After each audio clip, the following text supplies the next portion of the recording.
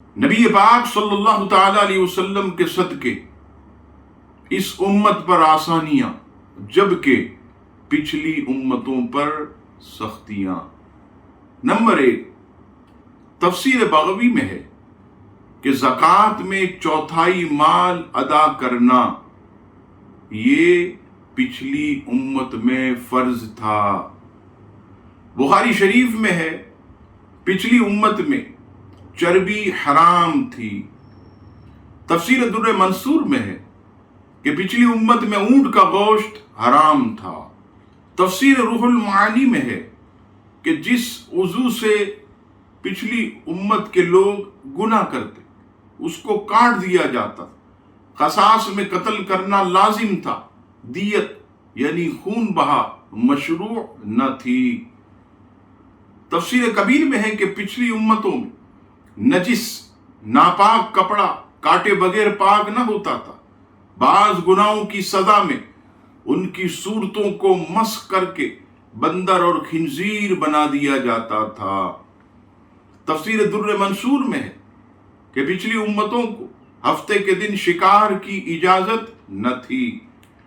بخاری شریف میں حدیث پاک کہ پچھلی امتوں میں مال غنیمت حلال نہیں تھا، مسجد کے سوا کسی اور جگہ نماز نہیں پڑھ سکتے تھے، جبکہ تیمم کی سہولت بھی نہ تھی، یعنی مٹی سے پاکی حاصل کرنے کی سہولت نہ تھی۔ پچھلی امتوں میں بعض قربانیوں کا گوشت دوسرے دینوں میں یعنی مذاہب میں نہیں کھایا جاتا تھا۔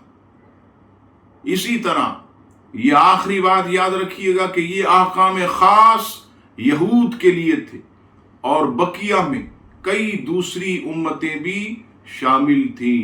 معلوم ہوا کہ اس امت پر نبی پاک علیہ السلام کے صدقے و طفیل جو ہے یہ حلال جانور کی چربی کھانا بھی جائز ہے۔ نبی پاک علیہ السلام کے صدقے ہم کہیں بھی دنیا کے کسی بھی حصے میں خطے میں مصلی بچھا کر نماز پڑھیں تو ہمیں منع نہیں ہے۔ قربانی کا گوشت ہم کھائیں، جمع کریں اور تقسیم کریں، ہر طرح سے اجازت ہے۔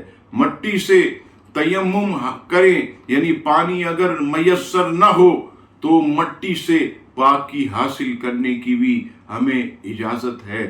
جسم کا کوئی کپڑا اگر ناپاک ہو جائے، کوئی حصہ کپڑے کا، تو اسے اگر ہم اچھی طرح دھو لیں تو وہ پاک ہو جاتا ہے۔ کیا ہی شان ہے نبی پاک علیہ السلام کے صدقے ان کی امت کی۔